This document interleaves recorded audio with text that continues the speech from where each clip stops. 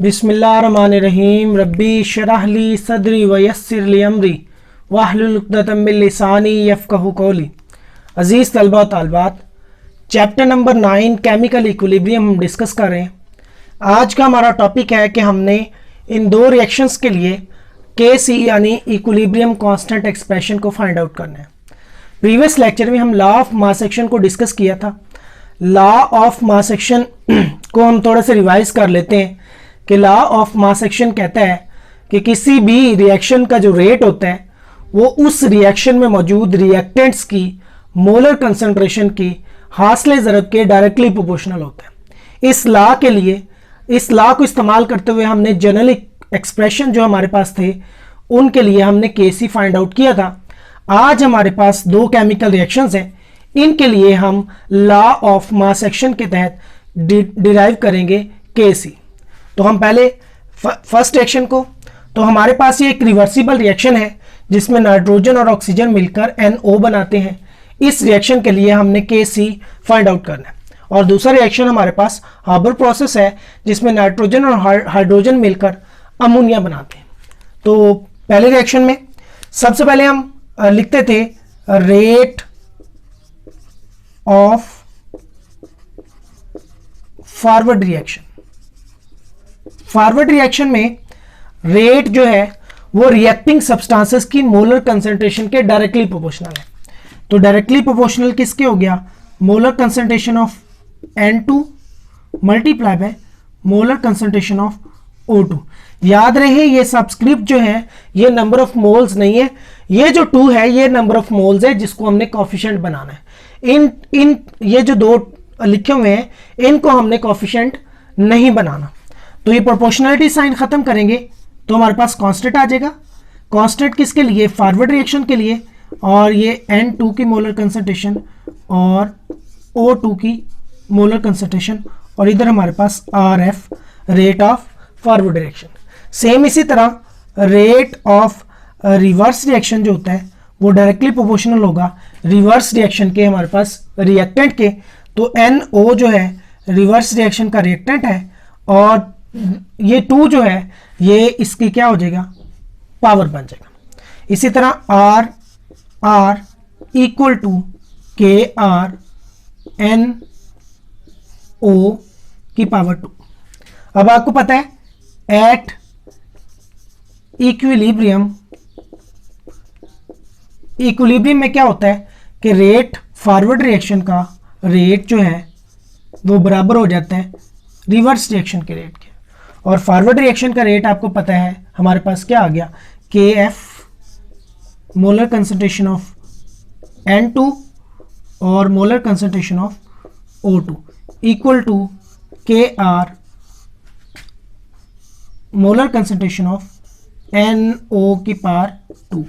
तो सिंप्लीफाई करेंगे ये KR KF के बटे में आ जाएगा, KF over KR equal to ये इसके बटे में चला जाएगा NO molar concentration power 2 over N2 की molar concentration multiply by O2 की मोलर कंसंट्रेशन।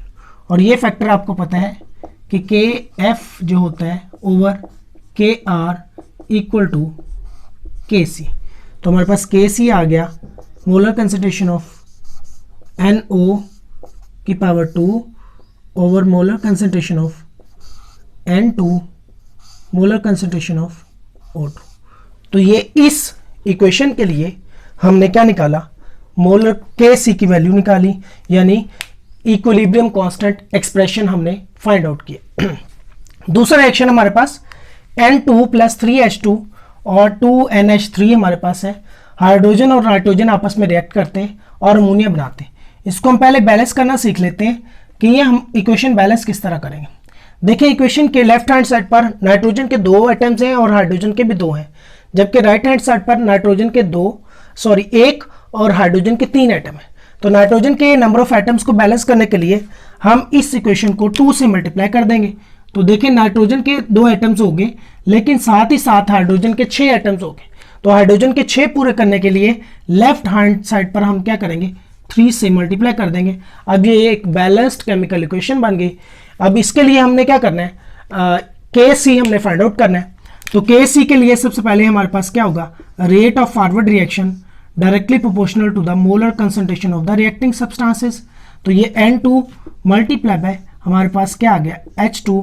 अब H2 का नंबर ऑफ कोफिशिएंट्स कितने, 3 है, तो उसका 3 पावर बन जाएगी। और इक्वल साइन आ गया, rate constant for forward reaction RF, और ये हमारे पास क्या आ गया, N2 और इधर H2, ये पावर 3। नेक्स्ट ये इक्वेशन हमारे पास A।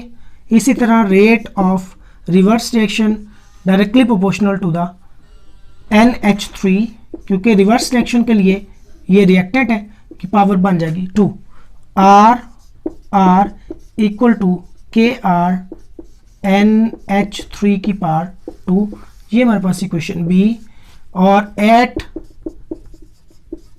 Equilibrium rate of forward reaction equal हो जाता है रेट ऑफ रिवर्स रिएक्शन के। और फॉरवर्ड रिएक्शन क्या है, KF N2 H2 की power 3 equal to KR NH3 की पावर 2। तो सिंप्लीफाई करें, KF के बटे में क्या आ जाएगा, KR, और NH3 की पावर 2 के बटे में क्या आ जाएगा, N2 और H2 की पावर 3। तो ये आपको पता है फैक्टर क्या है, KF over KR equal to KC। तो हमारे पास KC आ गया NH3 की पावर 2 ओवर N2 H2 की पावर 3।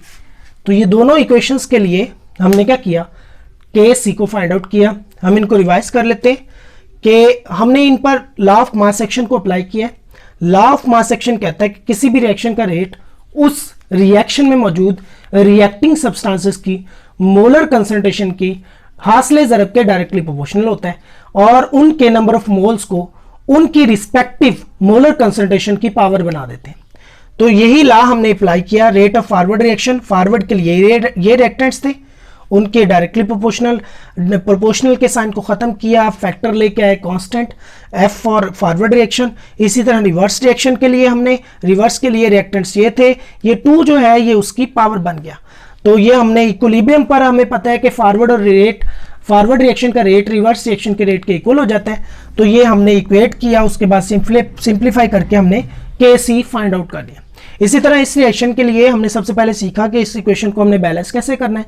बैलेंस करने के बाद हमने लॉ को अप्लाई किया और हमने फॉरवर्ड रिएक्शन के लिए रेट लिखा, रिवर्स रिएक्शन के लिए रेट लिखा, और उसके बाद इक्विलिब्रियम में हमें पता है कि फॉरवर्ड रिएक्शन का रेट रिवर्स रिएक्शन के रेट के क्या हो जाता है, बराबर हो जाता है।